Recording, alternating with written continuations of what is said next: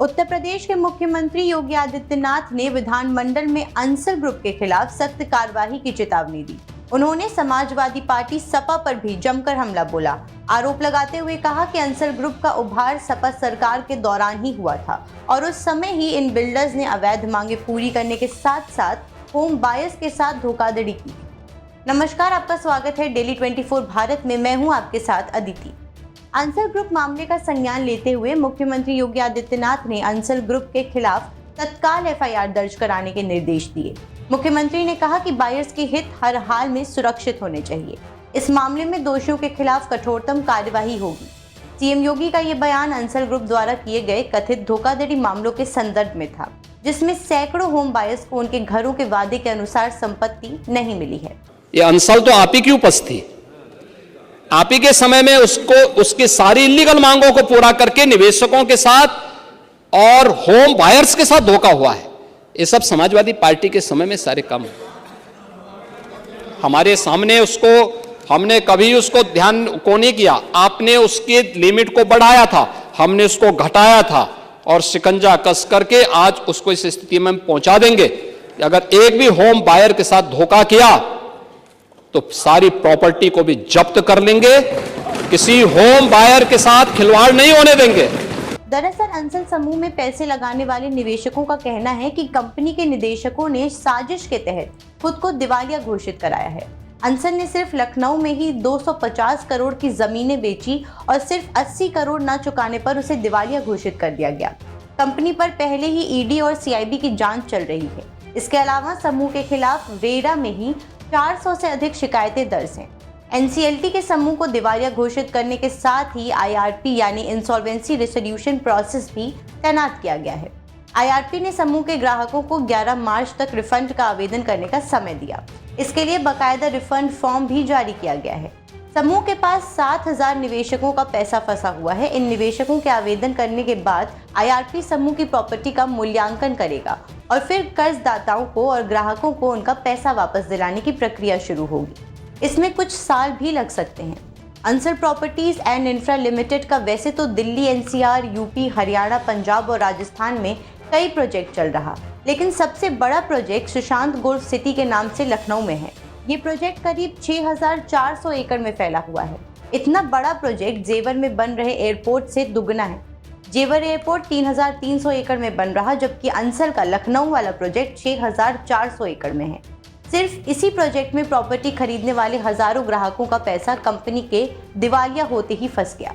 लखनऊ में 5000 से ज्यादा लोगों के पैसे एक दशक से ज्यादा समय से अंसल ग्रुप में फंसे हुए हैं। अब तक न जमीन मिली और न उनके पैसे वापस हुए। ऐसे में अब जब अंसल समूह के दिवालिया होने की खबर निवेशकों को मिली तो लखनऊ में उन्होंने प्रदर्शन किया। मामला मुख्यमंत्री योगी तक पहुंचा। अब सीएम योगी आदित्यनाथ ने साफ कह दिया कि निवेशकों के साथ धांधली बर्दाश्त नहीं की जाएगी। सीएम ने अंसल समूह के खिलाफ एफआईआर करने के निर्देश देते हुए कहा कि निवेशकों और एलडीए के अधिकारियों की टीम बनाई जाएगी ताकि मजबूती से कोर्ट में मामले की पैरवी की जा सके। जानकारी के मुताबिक मुख्यमंत्री योगी के आदेश के बाद अंसल समूह मामले में मुकदमा दर्ज किया गया।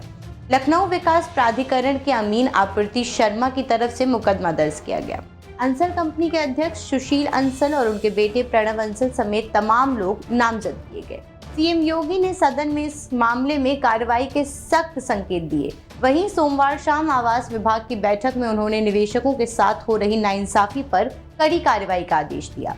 मुख्यमंत्री ने एलडीए और पीड़ित बायर्स की एक समिति तैयार करने का भी निर्देश दिया, जिससे न्यायालय में अंसल के खिलाफ मजबूती से साक्ष्यों को प्रस्तुत किया जा सके। इससे न्यायालय द्वारा अंसल ग्रुप के लोगों को सजा दिलाने में आसानी हो।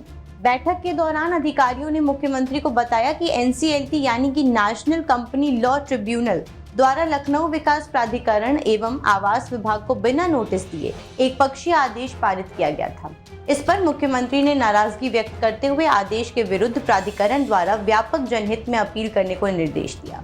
आपको बता दें, लखनऊ विकास प्राधिकरण ने शिकायत में लिखा है कि अंसल इंफ्रास्ट्रक्चर के मूल अनुमोदित क्षेत्रफल 1765 एकड़ से बढ़ाकर 3530 एकड़ प्रथम विस्तार के लिए स्वीकृति 30 जून 2010 को दी गई। इसकी डीपीआर 18 मई 2010 को स्वीकृत की गई थी। Ansar properties and infrastructure limited को मूल अनुमोदित प्रथम विस्तार क्षेत्रफल 3,530 एकड़ के साथ साथ 2,935 एकड़ द्वितीय विस्तार के लिए स्वीकृत 13 दिसंबर 2013 को दिया गया था। शिकायत दर्ज कराई गई कि शासन की नीति अनुसार विकासकर्ता द्वारा बिजली घर, एसटीपी, ट्यूबवेल या पानी की टंकी की भूमि ना खरीदने या मूल अनुमोदित योजना के अतिरिक्त नवीन सम्मिलित की गई भूमि के स्वामित्व अभिलेख प्रस्तुत न करने के कारण लेआउट आज तक स्वीकृत नहीं हुआ। इसके अलावा बैठक में और भी चर्चा पर बात हुई। मुख्यमंत्री योगी ने बैठक में कानपुर मेट्रो, लखनऊ मेट्रो तथा आगरा मेट्रो के संचालन तथा निर्माणाधीन कॉरिडोर्स की अपडेट स्थिति की जानकारी प्राप्त की। उन्होंने परियोजनाओं से जुड़े कार्यों की समीक्षा करते हुए निर्माण कार्यों में तेजी लाने का निर्देश दिया। 100 नई टाउनशिप्स की स्थापना, फास्ट पास समेत विभिन्न प्रक्रियाओं के डिजिटलाइजेशन, अनिस्तारित संपत्तियों यानी कि अनरियलाइज्ड एसेट्स के डिस्पोजल तथा 100 होटलों और 100 अस्पतालों के विकास के लिए भूखंडों की उपलब्धता सुनिश्चित करने के निर्देश दिए। इस दौरान सीएम ने कहा कि किसी भी निर्माण में क्वालिटी के साथ किसी प्रकार का समझौता न हो तथा अनप्लैन्ड अर्बनाइजेशन को बढ़ावा नहीं मिलना चाहिए। उन्होंने कहा कि शहरों में स्लम की समस्या के निवारण के लिए विकास प्राधिकरण एवं आवास विकास परिषद मलिन बस्ती में भी उच्च स्तरीय आवासीय सुविधाएं, पार्क एवं जिम उपलब्ध कराए गए। उनके विकास में योगदान दें और जरूरत पड़ने पर हाई राइज बिल्डिंग बनाएं। मुख्यमंत्री योगी ने युवाओं के लिए भी बातें कही। उन्होंने कहा कि युवाओं को रोजगार प्राप्त हो, ये सरकार की प्राथमिकता है। इसलिए हमने पहले दिन से कहा था कि युवाओं के जीवन के साथ खिलवाड़ करने की छूट किसी को नहीं देंगे। महोदय, मुझे बताते हुए प्रसन्नता है कि रोजगार हमारे युवाओं को प्राप्त हो, हर हाथ को काम मिले, इस सरकार की प्राथमिकता का विषय है। और इसीलिए हम लोगों ने पहले दिन से कहा था कि युवाओं के जीवन के साथ खिलवाड़ करने की छूट किसी को नहीं देंगे। जिसने भी युवाओं के भविष्य के साथ खिलवाड़ किया, हम लोगों ने उसकी पूरी संपत्ति को जब्त करने और सख्त कानून बना करके इस पर कार्रवाई करने के लिए प्रभावी कदम भी उठाए हैं। योगी आदित्यनाथ का ये संदेश स्पष्ट था कि अगर कोई भी व्यक्ति या संस्था सरकारी योजनाओं या जनता के हितों के साथ खिलवाड़ करती है तो उसकी जिम्मेदारी तय की जाएगी। उन्होंने ये भी कहा कि उनकी सरकार भ्रष्टाचार और धोखाधड़ी के खिलाफ सख्त कदम उठाएगी और ऐसे मामलों में दोषी व्यक्तियों को सजा दिलाने के लिए कोई कसर नहीं छोड़ी जाएगी। फिलहाल के लिए इतना ही। आगे के अपडेट्स के लिए देखते रहें डेली 24 भारत।